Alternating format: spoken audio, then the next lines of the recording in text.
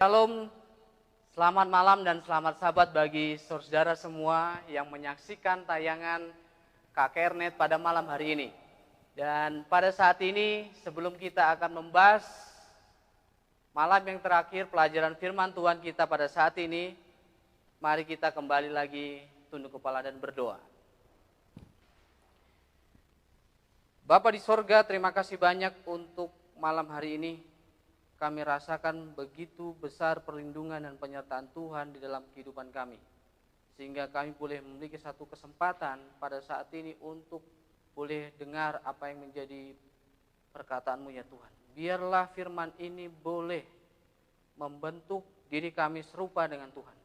Sehingga kehidupan kami ini boleh menjadi kehidupan orang-orang kudus yang boleh berkenan di hadirat Tuhan. Inilah doa dan permohonan kami ya Tuhan, ampuni kami orang berdosa, dalam nama Yesus kami berdoa. Amin. Saudara-saudaraku, sudah 2 malam hari ini kita telah membahas tentang pekabaran 3 malaikat. Yang malam pertama kita ketahui bersama di mana pekabaran malaikat pertama, di mana ada malaikat yang sebenarnya itu adalah the messenger, pesuruh-pesuruh Allah yang membawa Injil yang kekal. Hanya ada satu Injil di dalam Alkitab, tidak ada Injil lain. Injil yang kekal inilah Injil yang menyelamatkan orang berdosa ketika mereka tidak bisa menyelamatkan diri mereka. Dan saudara, pekabaran malaikat pertama adalah satu panggilan untuk menyembah Allah pada harinya yang suci, menyembah Allah yang benar, pencipta langit dan bumi, dan memuliakan nama Tuhan melalui menghidupkan karakternya di dalam kehidupan kita masing-masing. Dan malam yang kedua, kita juga sudah pelajari bahwa apa itu Babel, apa itu anggur Babel, yang sebenarnya tanpa kita sadari ada hal-hal karakter Babel di dalam kehidupan kita. Yang seringkali sebenarnya bahwa kita tidak sadar bahwa itu adalah hal-hal yang tidak tepat, yang tidak berkenan kepada Tuhan.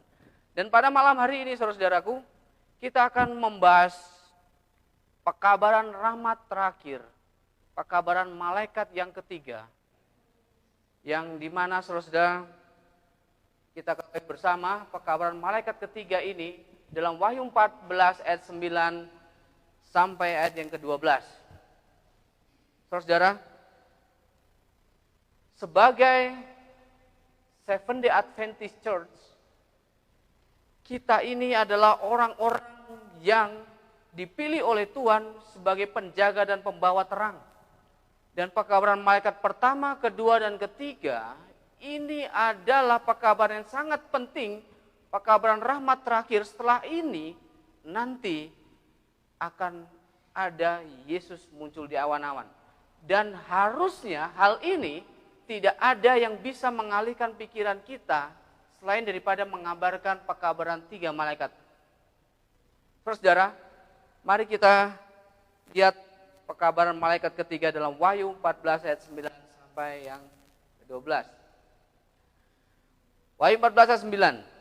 Dan seorang malaikat lain, malaikat ketiga, menyusul mereka dan berkata dengan suara nyaring, jikalau seorang menyembah binatang dan patungnya itu dan menerima tanda pada dahinya atau pada tangannya, ayat 10, maka ia akan minum dari anggur murka Allah yang disediakan tanpa campuran dalam cawan murkanya, dan ia akan disiksa dengan api dan belerang di depan mata malaikat-malaikat kudus dan di depan mata anak domba.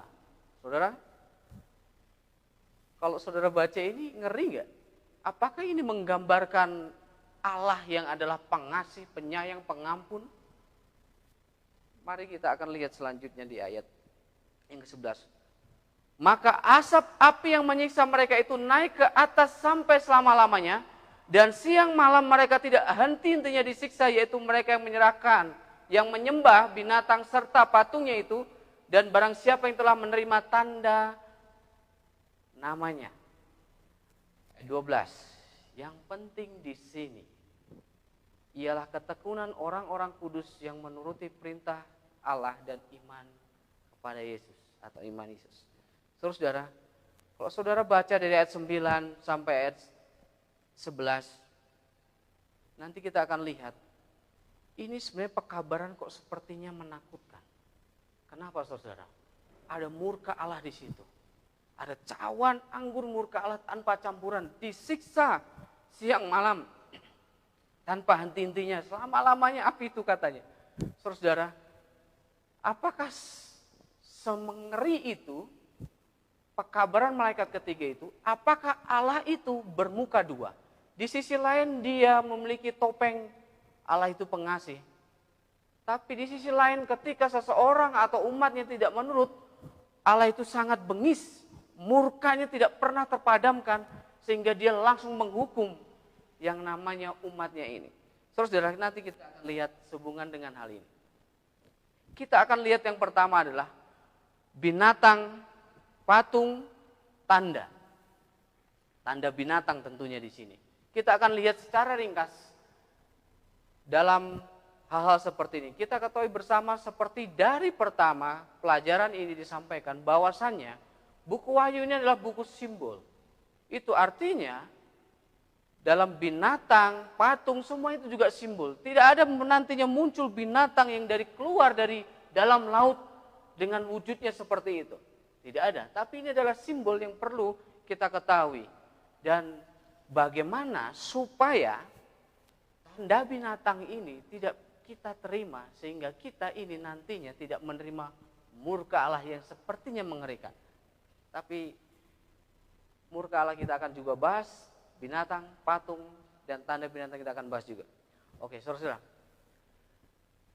Kalau saudara lihat dalam Wahyu 13, sebelum Wahyu 14 ini, ada dua binatang. Yang pertama adalah binatang yang keluar dari dalam laut, dan yang kedua adalah binatang yang keluar dari dalam bumi. Nah, dua-duanya ini binatang. Ya, binatang. Kembali lagi, binatang ini adalah simbol. Jadi bukanlah secara literal binatang ini betul-betul keluar dari dalam laut dan keluar dari dalam bumi. Ini seperti sebuah movie yang sebenarnya cerita fiksi.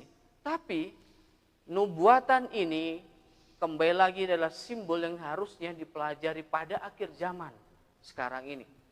Saudara, secara historis sebenarnya sama seperti wanita di dalam Alkitab itu adalah simbol gereja. Ada wanita yaitu perawan, yaitu gereja yang suci, saleh, tanpa cacat celah.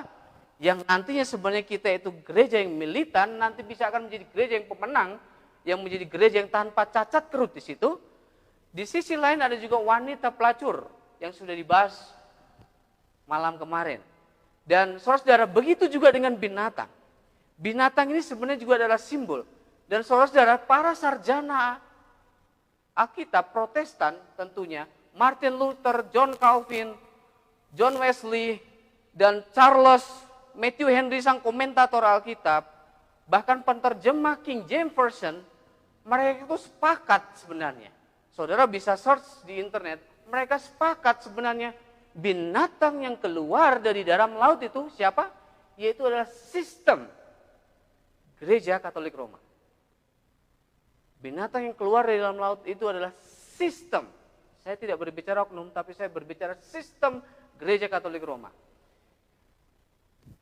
Dan saudara-saudara, kalau kita baca sejarah, Gereja Roma ini menggantikan Roma pagan, ya, Roma pagan di Wahyu 13 ayat 2, dan juga memiliki mulut yang penuh dengan dikatakan di sini kesombongan dan hujat. Kenapa?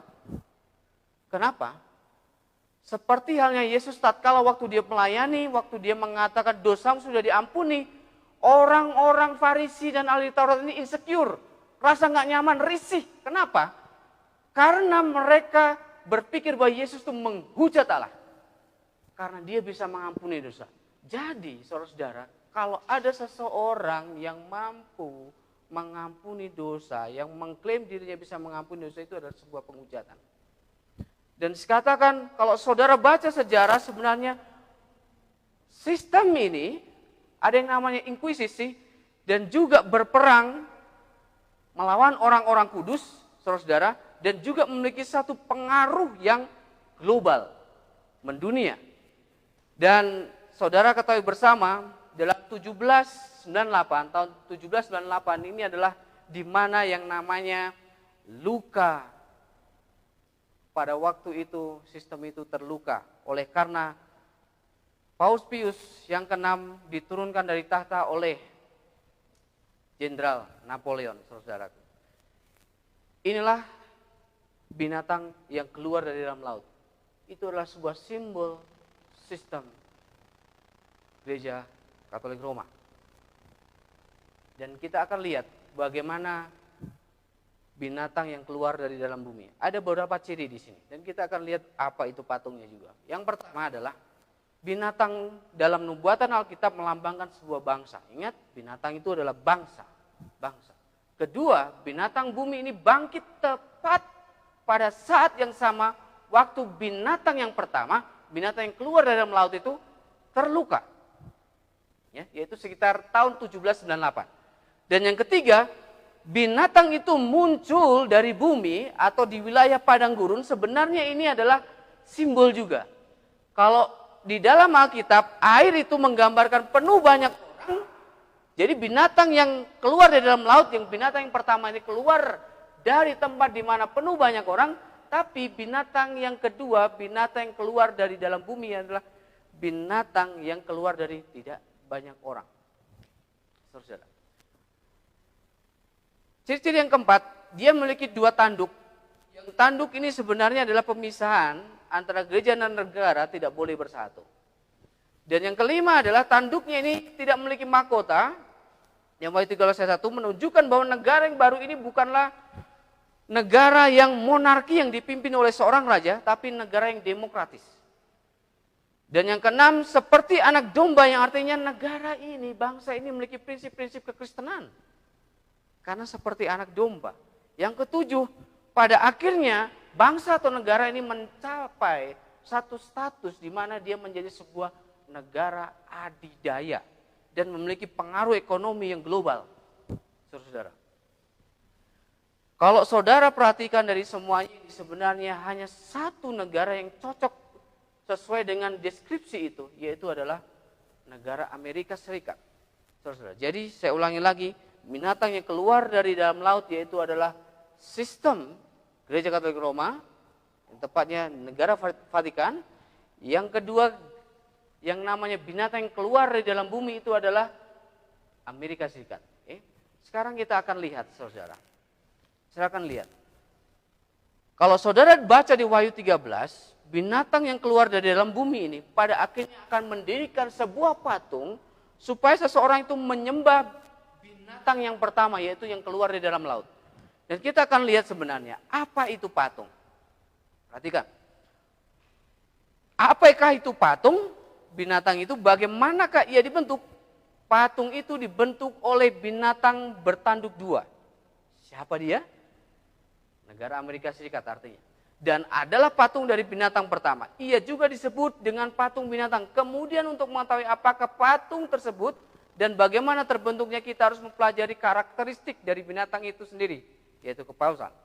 Dan perhatikan selanjutnya di sini. Jadi patung itu bagaimana terbentuk? Patung itu bagaimana terbentuk? Yaitu agar Amerika Serikat, ya, binatang yang bertanduk dua itu tadi, membentuk sebuah patung dari binatang itu, kekuatan keagamaan harus sedemikian mengontrol pemerintahan sipil, sehingga wewenang negara juga akan digunakan oleh gereja untuk mencapai tujuan-tujuannya. Saudara, ketika agama coba memaksa kekuasaan pemerintahan sipil untuk memasakkan agendanya di dalam yang namanya negara itu, itulah yang dinamakan patung. Dan saudara, apa yang dimakan gereja memaksa sebuah pemerintahan sipil untuk memasakkan sebuah wewenang, yaitu adalah hukum hari Minggu. Kita akan lihat, saudara. Dan mereka ketika mendirikan patung akan memaksakan sebuah tanda. Sebuah tanda. Ada dua tanda sebenarnya dalam Alkitab. Tanda dikatakan juga meterai. Ada dua meterai. Yang pertama adalah meterai Allah. Wahyu 7:2, meterai Allah yang hidup. Wahyu 14:1, meterai Allah yang hidup itu atau tanda Allah ini tertulis dalam dahi seseorang. Ya, ini kembali lagi bukanlah secara literal tertulis tanda itu atau meterai itu dalam dahi setiap orang, bukan. Ini ngomongin tentang pengertian karakter dan sebagainya. Wahyu 14 ayat 1. Dan tanda itu atau meterai Allah itu adalah hari Sabat, hari ke-7, hari Sabtu adalah meterai Allah. Saudara, mari kita lihat. Hukum keempat itulah satu-satunya dari antara 10 hukum yang berisikan meterai dari pemberi hukum yang agung, pencipta langit dan bumi. Jadi meterai Allah itu adalah hari Sabat, hari Sabtu, ya, hari Sabat atau hari Sabtu. Sudah pasti kalau tanda binatang atau meterai binatang itu adalah lawan dari hari itu. Kalau hari Sabat, hari Sabtu yang sudah dipelajari beberapa hari yang lalu itu adalah tanda di mana menunjukkan kita harus kembali menyembah kepada Allah yang hidup, yang menciptakan langit dan bumi ini. Jadi tanda binatangnya adalah lawan daripada itu. Meterai Tuhan yang hidup, perhatikan saudara, yang diberikan pada dahi umatnya, itu adalah sebuah tanda yang hanya para malaikat, bukan mata manusia dapat membacanya. Jadi tidak ada seseorang pun yang bisa membaca meterai Allah itu dalam dahi seseorang. Hanya malaikat yang bisa membacanya. Dan meterai ini sebenarnya adalah meterai itu bukanlah meterai atau tanda yang dapat dilihat, melainkan sebuah penetapan ke dalam kebenaran. Baik secara intelektual, spiritual, sehingga mereka tidak dapat digoyahkan. Segera setelah umat Tuhan dimeteraikan dan dipersiapkan bagi penggoncangan, peristiwa itu akan datang, sesungguhnya itu telah dimulai. Jadi meterai ini saudara-saudara, meterai ini sebenarnya adalah sebuah penetapan akan kebenaran, ya, ke dalam kebenaran. Kenapa? Karena seseorang ketika dimeteraikan ini, mereka akan siap yang namanya penggoncangan. Dalam buku Wahyu ada yang namanya 7 kutub. Itu nantinya akan ada yang namanya mereka itu mengalami masa kebijakan Yakub. Orang-orang yang dimeteraikan ini mereka tidak tergoyahkan, meskipun mereka diancam dibunuh sekalipun, saudara-saudara. Dan sekarang ini dalam buku Wahyu juga mengatakan sementara angin dari keempat penjuru mata angin ini ditahan. Angin itu melambangkan bagaimana pertikaian. Pertikaian ini sementara ditahan oleh malaikat, oleh karena kenapa? Ada hamba-hamba Allah yang belum dimeteraikan di dahi mereka oleh meterai Allah yang hidup ini.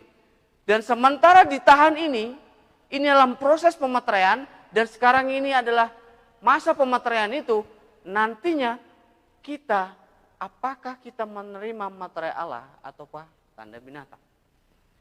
Dan perhatikan sini, meterai Tuhan yang hidup akan diberikan hanya kepada orang-orang yang memiliki keserupaan dengan Kristus dalam tabiat. Saudara-saudara, meterai Allah tidak akan pernah diberikan kepada orang yang masih mencintai dosa. Kalau lagi dengar Zoom, seolah-olah suasana itu rohani sekali. Hati terangkat, Tuhan itu begitu dekat. Tapi setelah Zoom selesai, apakah suasana surga itu masih ada dalam diri kita? Kita harus bertumbuh karakter kita ini dari yang kecil menjadi lebih berkembang lagi keserupaan dengan karakter Kristus. Dan meterai Tuhan tidak akan pernah diberikan pada dahi pria atau wanita yang tidak suci. Perhatikan di sini. Atau wanita, di sini meterai itu tidak akan diberikan kepada pria atau wanita yang ambisius dan mencintai dunia. Meterai itu tidak akan diberikan pada dahi pria atau wanita berlidah palsu atau hati yang penuh penipuan. Hati-hati pria dan wanita kalau jagung ngegombal. Hati-hati. Semua orang yang menerima meterai itu haruslah tanpa noda di hadapan Tuhan, calon-calon penghuni surga. Saudara-saudara, tuntutan Tuhan ini susah atau tidak susah? Berat atau tidak berat? Berat. Tapi ingat, semuanya ini Tuhanlah yang mengerjakan dalam diri kita. Nanti kita akan lihat bagaimana sebenarnya pekabaran malaikat yang ketiga sesungguhnya ini. Sepertinya hanya ngomongin binatang, patung, tanda binatang, ngomongin murka Allah. Tapi sesungguhnya pekabaran rahmat terakhirnya di mana? Pekabaran Allah yang penuh kasih itu di mana? Nanti kita akan lihat. Saudara, tanda binatang ini lawan dari meterai Allah itu. Wahyu 13 ayat 17-18, meterai binatang itu juga akan ditaruh pada dahi dan tangan. Ini artinya seseorang mengerti bahwa itu sudah tanda binatang, dan simbol tangan inilah dia menuruti bahwa hal itu salah, dia tetap saja melakukan hal yang salah itu, saudara. Dan selanjutnya di sini Wahyu 14:9-11, yang menerima meterai binatang akan menerima murka Allah. Ya. Dan tanda binatang ini adalah hari Minggu yang dipaksakan untuk dipelihara oleh semua orang, saudara. Jadi meterai Allah ada di dalam hari Sabat, tanda binatang itu adalah hari Minggu. Nanti kita lihat, sekarang ini hari Minggu sudah menjadi tanda binatang atau belum? Nanti kita akan lihat, saudara. Buku Convert Catechism of the Catholic Doctrine dikatakan di sini bahwa mereka mengakui bahwa merubah dari Sabtu ke Minggu sejak tahun 336 dalam Konsili Laodikia. Dan dikatakan selanjutnya dalam letter from C.F. Thomas Chancellor of Cardinal Gibbons dikatakan bahwa tentu saja Gereja Katolik mengklaim bahwa perubahan dari Sabat ke Minggu adalah tindakannya. Dari tindakan itu adalah tanda dari kekuasaan dan otoritas gerejawi dalam masalah agama. Jadi adanya hari perbatan dipindahkan dari Sabat ke Minggu atau dari Sabtu ke Minggu itu adalah hanyalah kekuasaan gereja, dan itu adalah tanda dari yang namanya kuasa gereja. Dan perhatikan ini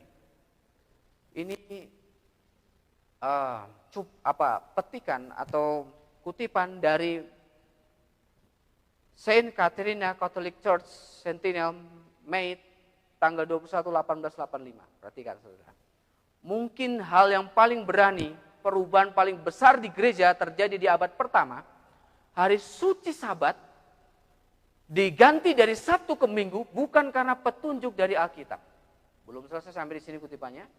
Namun dari pengertian gereja akan kekuasaannya. Jadi bukan atas otoritas Alkitab, bukan atas perintah Allah, dirubahnya dari Sabtu ke Minggu, dari Sabat ke Minggu, tapi oleh karena pengertian gereja akan kekuasaannya.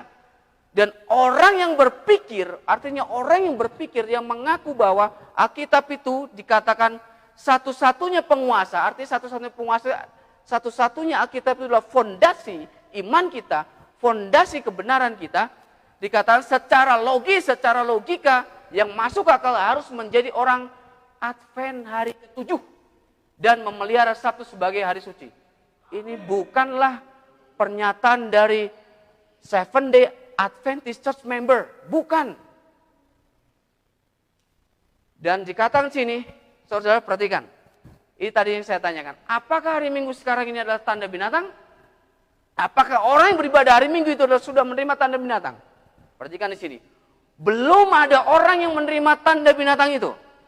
Namun ketika suatu undang-undang akan dikeluarkan untuk memberlakukan Sabat palsu, garis akan ditarik dengan tegas antara yang palsu dan yang benar. Perhatikan, saudara. Tidak akan menjadi tanda binatang sebelum hukum hari Minggu itu dipaksakan oleh binatang yang kedua, yaitu binatang yang keluar dari dalam bumi. Yaitu binatang apa?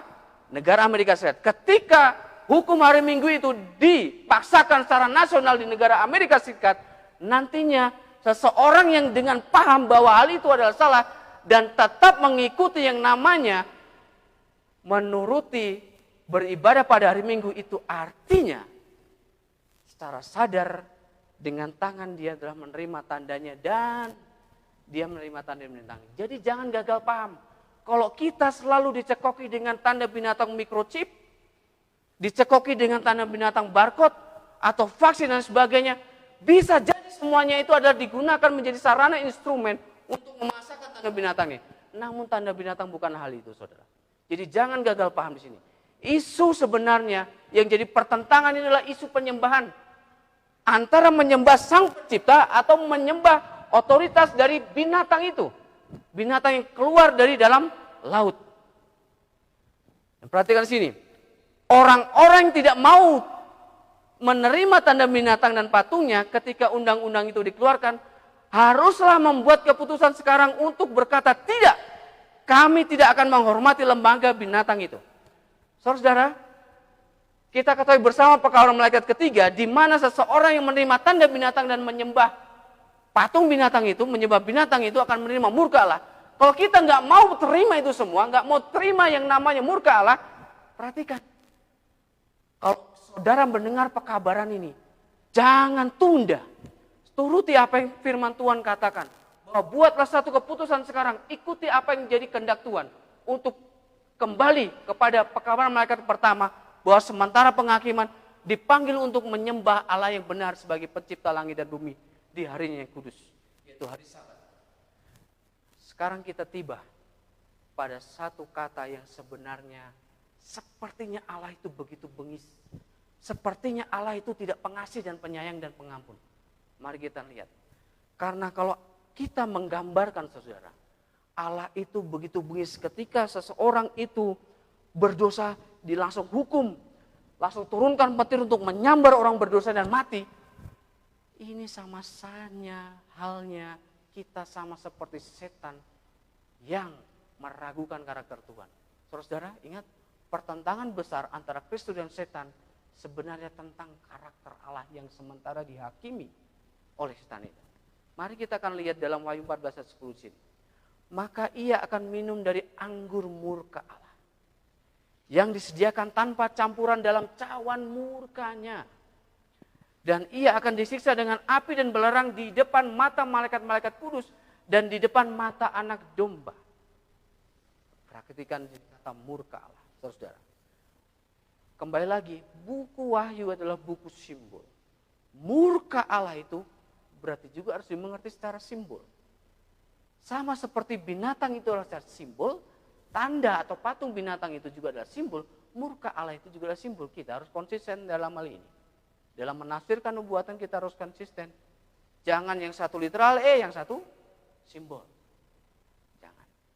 Mari kita lihat Roma 1 ayat 18. Sebab murka Allah nyata dari surga atas segala kefasikan dan kelaliman manusia yang menindas kebenaran dengan kelaliman. Saudara, perhatikan dia bahasa Inggrisnya. For the wrath of God is revealed from heaven against on all ungodliness and unrighteousness of men. Ini dia. Saya buat satu, kalau bahas secara lebih dalam lagi agak panjang, saya buat ringkasannya. Sebenarnya murka Allah itu seperti ini, saudara.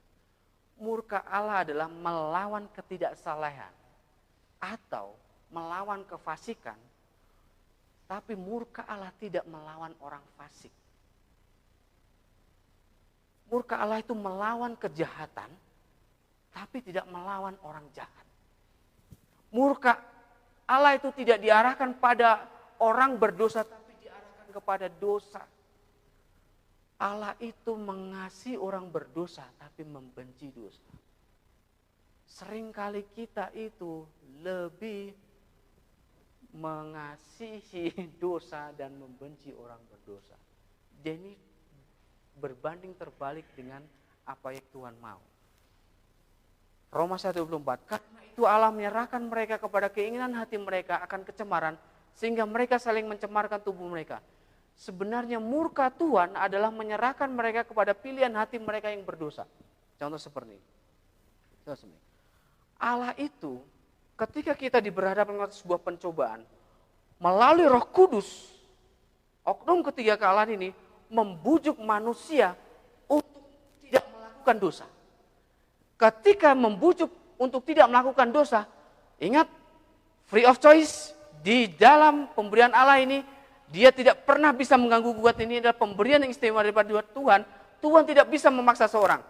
Jadi dia membujuk, dia tidak menyerah dengan orang berdosa ini. Ketika dia diperhadapkan orang berdosa ini dengan pencobaan, Roh Kudus itu membujuk untuk supaya manusia ini tidak jatuh dalam dosa. Dan ketika seseorang itu lebih memilih menyerah kepada keinginan hatinya yang berdosa, dia itu pada akhirnya menerima murka Allah. Murka Allah itu seperti itu. Murka Allah itu bukan karena dia membenci atau murka marah kepada orang yang berdosa, itu bukan. Tapi murka Allah itu membenci kepada dosa itu. Dan saudara, Tuhan tidak menyerah kepada orang. Makanya di masa di mana belum adanya pintu kasih yang tertutup, di mana Yesus masih melayani bilik maha suci ini, Tuhan masih berusaha untuk menggugah orang, menobatkan orang lain dengan kuasa Roh Kudus-Nya. Dan Tuhan tidak akan pernah menyerah. Tapi Tuhan menyerahkan orang-orang yang mereka menyerah atau mengikuti keinginan pribadi mereka. Roma 2 ayat 5 dan 6 dikatakan di sini. Tetapi oleh kekerasan hatimu yang tidak mau bertobat, engkau menimbun murkanya atas dirimu sendiri pada hari waktu mana murka dan hukuman Allah yang adil akan dinyatakan. Ia akan membalas setiap orang menurut perbuatannya. Saudara, murka Tuhan itu bukanlah membalas dendam. Kalau kita berpikir bahwa murka Tuhan itu membalas dendam, segala apa yang terjadi, kesengsaraan, penderitaan di dunia, kita berpikir bahwa itu adalah murka Tuhan kepada kita orang berdosa. Salah, saudara. Semua kehancuran, semua sakit penyakit, semua penderitaan sumbernya adalah setan. Bahkan kematian itu adalah dari dosa itu sendiri sumbernya. Tidak ada sumbernya daripada Tuhan. Tuhan itu adalah sumber kehidupan. Tuhan itu adalah sumber kehidupan. Dengan cara kita mengerti bagaimana karakter Allah sesungguhnya, sebenarnya ini akan merubah cara berpikir kita bagaimana kita di dalam hidup di dunia ini. Saudara, mari kita melihat bagaimana inti yang sesungguhnya dari pekabaran malaikat yang ketiga. Apakah pekabaran malaikat ketiga? Perhatikan ini. Pekabaran malaikat yang ketiga adalah pemberitaan tentang hukum-hukum Allah dan iman Yesus Kristus. Iman Yesus Kristus. Hukum-hukum Allah dan iman Yesus Kristus. Kutipan selanjutnya ini katakan bahwa di sini iman dalam kesanggupan Kristus untuk menyelamatkan kita dengan berlimpah sepenuhnya dan selengkapnya adalah iman Yesus. Dalam buku Selected Messages volume yang ketiga halaman 172 paragraf yang ketiga. Dan selanjutnya di sini malaikat yang ketiga dari Wahyu 14 digambarkan sedang terbang dengan cepat. Di tengah-tengah langit berseru. Inilah mereka yang memelihara perintah-perintah Allah dan iman Yesus. Saudara-saudara, jadi di sini kasih Kristus ini adalah sebuah gambaran bagaimana begitu mendesaknya pekerjaan dari umat-umat Allah yang mengabarkan pekabaran tiga malaikat, khususnya pekabaran malaikat ketiga yang dikatakan terbang di tengah-tengah langit itu, dan dikatakan apa yang mendorong mereka yaitu adalah karena kasih Kristus. Karena kasih Kristus. Dan dikatakan sini tidak ada lagi yang akan mengikutinya. Tidak ada lagi undangan rahmat diberikan sesudah pekabaran ini diselesaikan. Saudara-saudara, kenapa ada pekabaran malaikat ketiga supaya kita nggak terima murka Allah? Yaitu supaya kenapa? Karena ketika kita menerima tanda binatang ini, Tuhan mengizinkan oleh karena pilihan kita pribadi. Oleh karena kita punya pilihan, itulah dosa, akibat dosa itu akhirnya yang kita terima. Penderitaan bukanlah akibat atau daripada Tuhan. Dan dikatakan selanjutnya sebenarnya saudara, dalam belas kasihannya yang besar, Tuhan menyampaikan sebuah pekabaran yang amat berharga kepada umatnya melalui penatua Jones dan Wagoner. Pekabaran ini adalah untuk membawa lebih jelas di hadapan dunia juru selamat yang ditinggikan, korban bagi dosa-dosa seluruh dunia. Ini menyajikan pembenaran oleh iman di dalam Sang Penjamin. Itu mengundang manusia untuk menerima kebenaran Kristus yang dinyatakan dalam penurutan kepada seluruh perintah Allah. Ketika pekabaran pembenaran oleh iman diterima, saudara-saudara, adanya dari Sabat ke Minggu dirubah oleh sistem gereja. Ini menandakan bahwa seseorang yang mengikuti perintah itu, bahwa berpikir bahwa dengan mengikuti perintah itu dia akan selamat. Jadi keselamatan melalui perbuatan. Itulah yang dirusak oleh Babel. Babel mengacau balokkan yang namanya pengajarannya sebenarnya dalam Alkitab. Yaitu keselamatan hanya dirubah menjadi keselamatan melalui perbuatan. Itulah makanya pekabaran malaikat ketiga, benaran oleh iman itu mengundang seseorang untuk kembali kepada mengimani Injil yang kekal itu. Karena ketika pekabaran Injil yang kekal itu diterima, kebenaran Kristus itu dipakai kan, diperhitungkan kepada seseorang, ketika kebenaran Kristus diperhitungkan kepada seseorang, seseorang diperhitungkan sempurna, dan pada waktu itu nanti hujan akhir turun dan menyerukan bagaimana seruan nyaring pekabaran malaikat ketiga ini. Sampai pada akhirnya pintu kasihan tertutup. Dan ada satu generasi, yaitu 144.000 itu yang menerima materai Allah. Yang dia akan siap menghadapi masa kebijikan Yakub 7 kutuk ini. Yang tidak akan pernah mengalami kematian sampai Yesus datang kedua kali. Dan saudara, inilah pekabaran malaikat ketiga yang harus dikumandangkan dengan suara nyaring. Dan disertai dengan pencurahan rohnya. Dengan limpah. Ini rohnya maksudnya di sini dengan limpah ini dalam roh hujan akhir, saudara. Testimonies to Ministers halaman 91. Apakah pekabaran malaikat ketiga? Itu adalah pekabaran pembenaran oleh iman. Perhatikan di sini. Sister White, hamba Allah ini, ada seseorang menulis surat kepada beliau dan menanyakan apakah pekabaran pembenaran oleh iman itu adalah pekabaran malaikat ketiga. Sister White melalui ilham Roh Kudus, dia katakan, dan saya jawab, itulah pekabaran malaikat ketiga yang sesungguhnya. Apakah pembenaran oleh iman itu adalah pekerjaan Allah dalam menguburkan kemuliaan manusia dalam debu dan mengerjakannya bagi manusia apa yang tidak dapat dilakukannya sendiri. Ketika manusia melihat ketidakberhargaan dirinya, mereka siap untuk dipakaikan dengan kebenaran Kristus. Saudara-saudara, we are nothing. Kita ini tidak ada apa-apanya. Saudara sanggup merogoh dompet saudara untuk membantu seseorang, jangan sombong. Itu adalah Roh Kudus yang mengerjakannya. Itu adalah Yesus yang mengerjakannya dalam dirimu. Tidak ada sumbangsi dari kebaikan dari dirimu. Enggak ada. Tapi oleh karena Yesuslah yang mengerjakan dalam semuanya kemauan seperti itu. Itu makanya saudara, pekabaran pembenaran oleh iman yang ketika terima, tidak ada orang yang harusnya merasa bahwa ada satu usaha dia yang harus dia banggakan. Enggak. Hanya memuliakan nama Tuhan. Ingat, lihat saudara, ketika Yesus menyembuhkan beberapa orang sakit itu di dalam Alkitab, dalam Matius, Markus, Lukas, Yohanes, selalu ketika orang itu disembuhkan, mereka memuji-muji dia, memuliakan nama dia, nama Tuhan. Saudara, kita harusnya seperti itu. Kita lihat, iman adalah pemberian Allah sebenarnya, saudara. Perhatikan di sini. Iman adalah mempercayai Allah. Mempercayai bahwa Dia mengasihi kita. Dan mengetahui apa yang terbaik bagi kita. Jadi gantinya jalan kita sendiri, Ia memimpin untuk memilih jalannya. Gantinya kebodohan kita, Ia menerima kebijaksanaannya. Gantinya kelemahan kita, kekuatannya. Gantinya keberdosaan kita, kebenarannya. Hidup kita, diri kita telah menjadi miliknya. Dan iman mengakui kepemilikannya dan menerima berkat-berkatnya. Perhatikan ini, kalimat terakhir. Setiap dorongan dan aspirasi yang baik adalah karunia Allah. Iman menerima dari Allah kehidupan yang hanya melaluinya dapat menghasilkan pertumbuhan dan kegunaan. Saudara, perhatikan di sini. Semua dorongan yang baik itu adalah karunia Allah. Bahkan, saudara, kalau dalam 3 hari ini mendengar kesaksian-kesaksian para misionaris, mereka bisa berbuat seperti itu adalah karunia Tuhan saja. Jadi para misionaris jangan merasa bahwa itu adalah usahamu sehingga saudara bisa patut sombongkan itu. Enggak. Itu adalah karunia Allah saja semuanya itu. Dan dikatakan selanjutnya di sini bahwa saudara,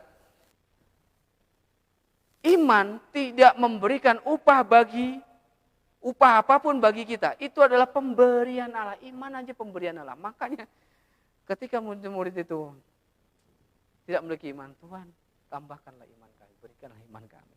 Kita perlu meminta iman ketika kita tidak memiliki iman.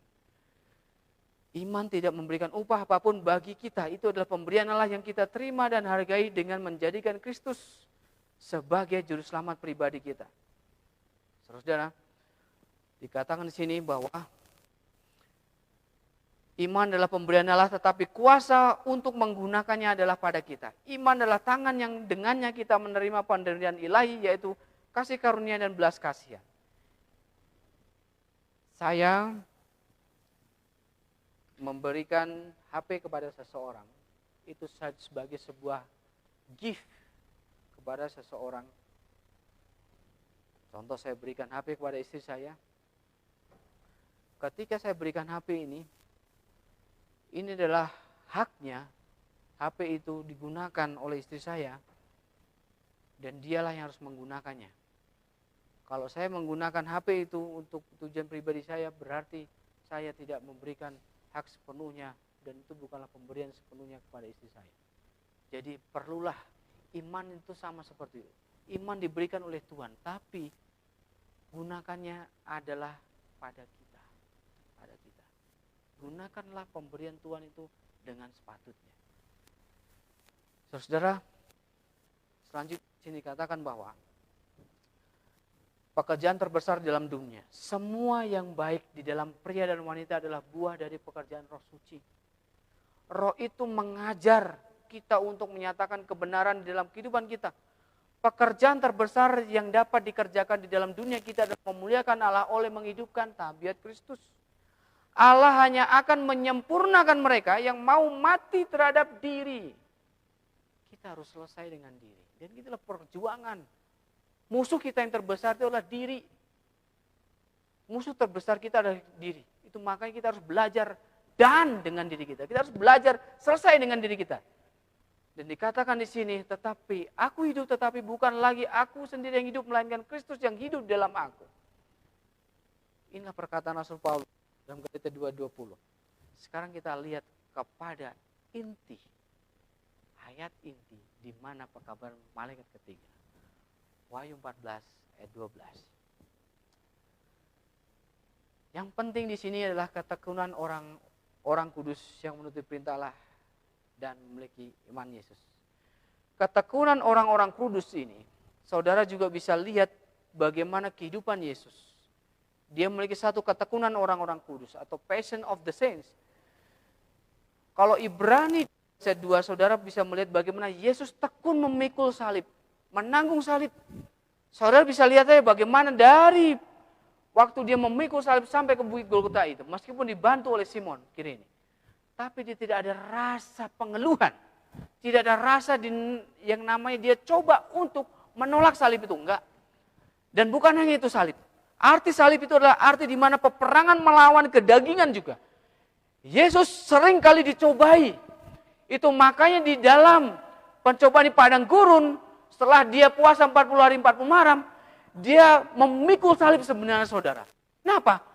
Yesus itu bukanlah, dia tidak berdosa, bukan karena dia tidak memiliki kemungkinan berbuat dosa, tapi dia boleh memilih, dia memilih untuk tidak berbuat dosa. Jadi dia memikul salib.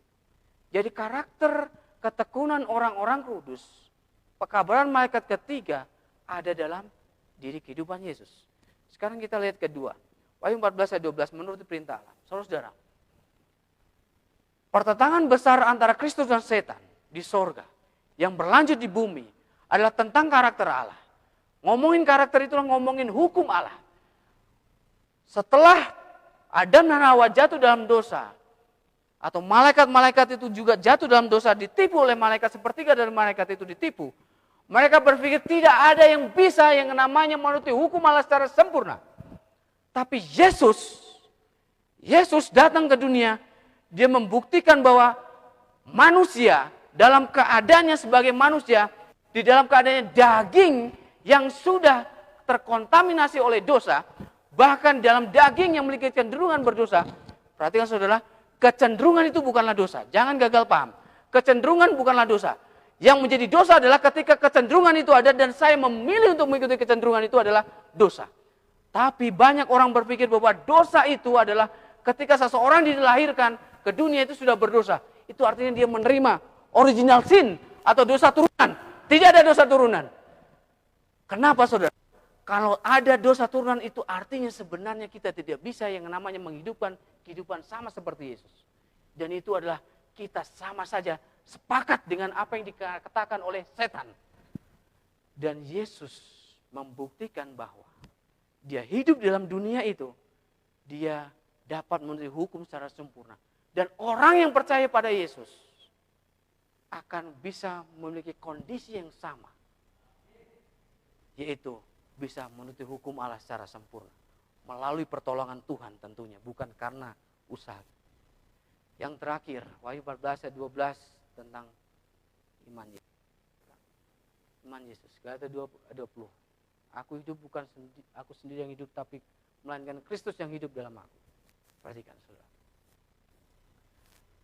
Ketika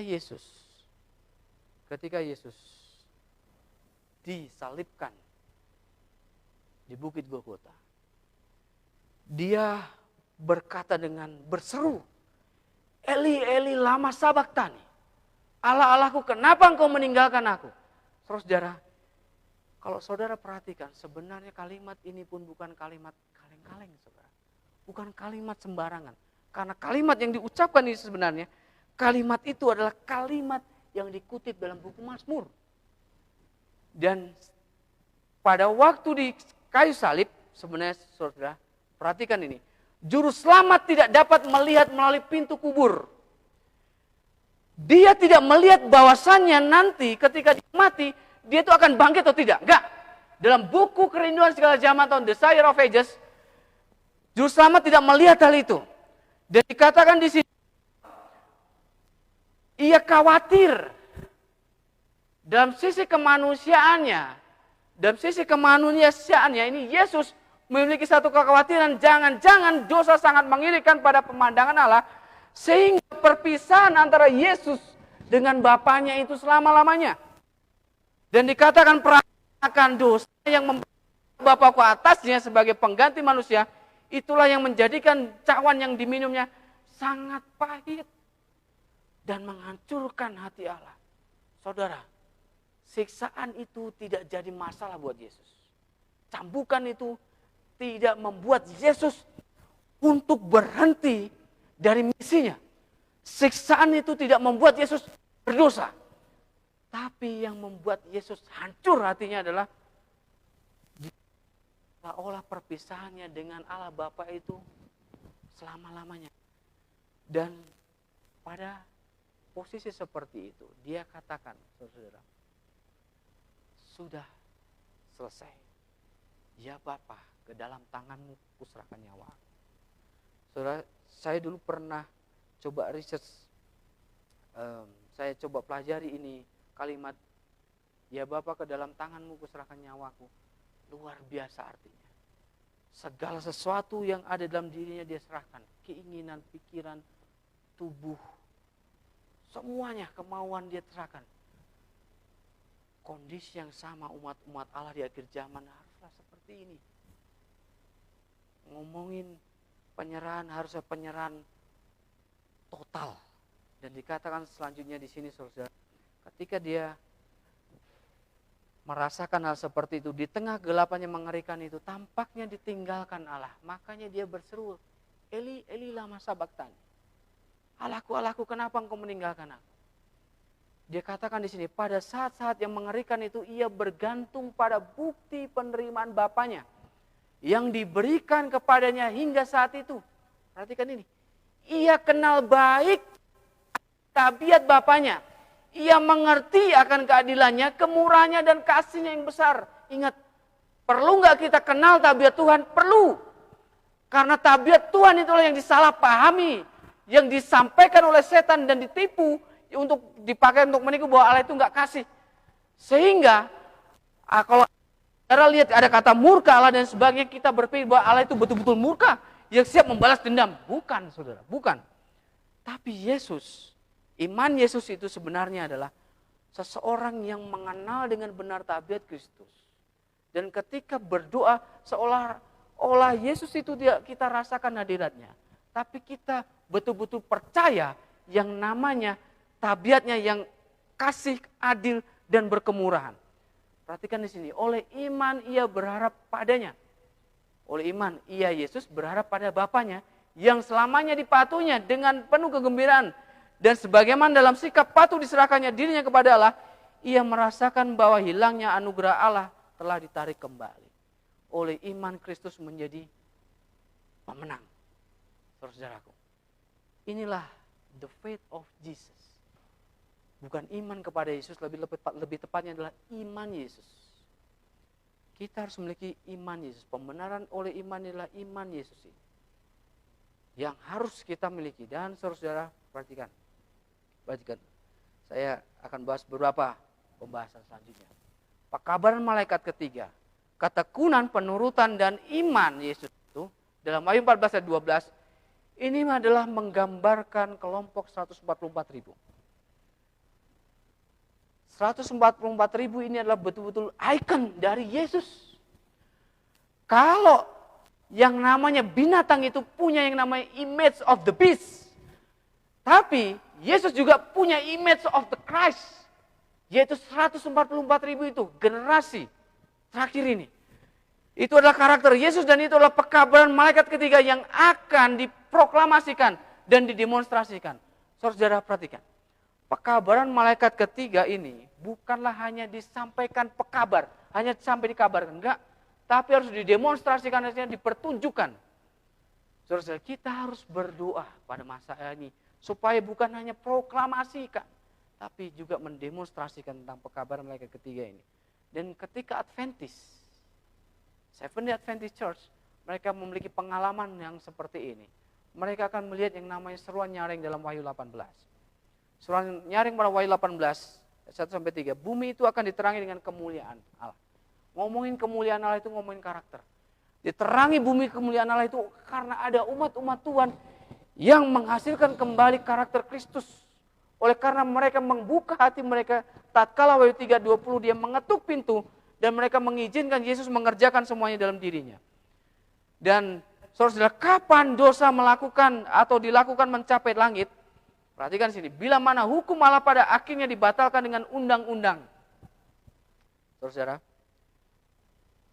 di akhir zaman ini, kita selalu dicekoki yang namanya tanda binatang. Binatang coba memaksakan melalui instrumen itulah, vaksin lah dan sebagainya. Seperti saya nggak peduli apa yang saudara percaya, entah saudara mau terima vaksin atau enggak, atau apa yang saudara percaya. Tapi isu yang sebenarnya adalah tentang penyembahan antara Sabat atau Minggu.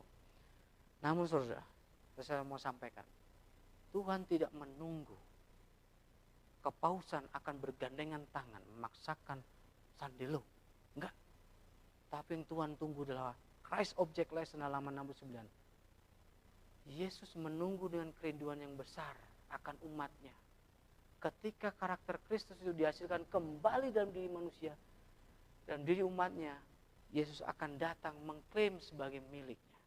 Saudara, ketika hal itu terjadi, event sandilo dan lain sebagainya nanti dalam urutan peristiwa-peristiwa akhir zaman itu akan segera cepat terjadi.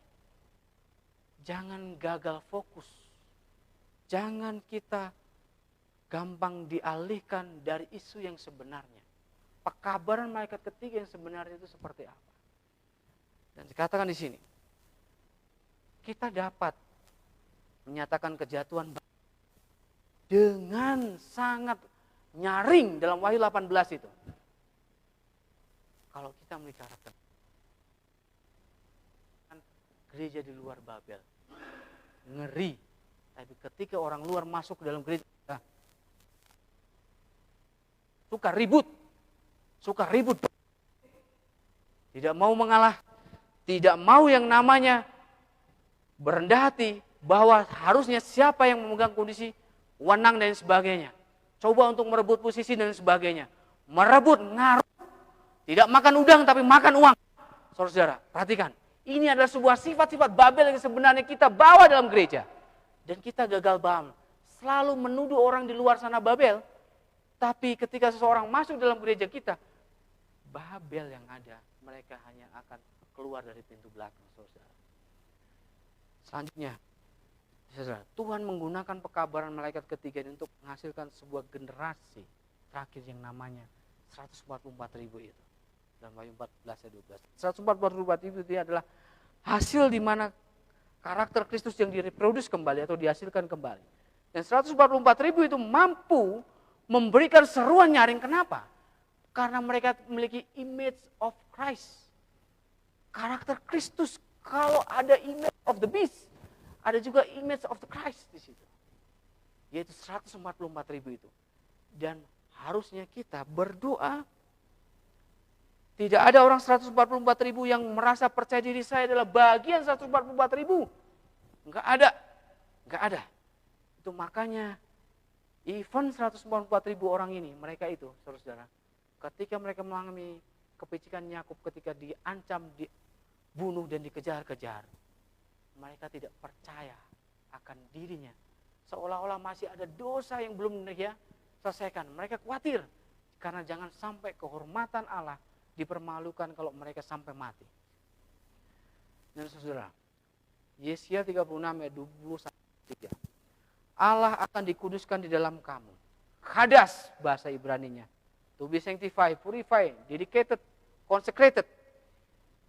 Kalau saya pergi kepada orang-orang dunia, cara hidup saya itu sama dengan orang dunia, cara berpikir saya sama dengan orang dunia.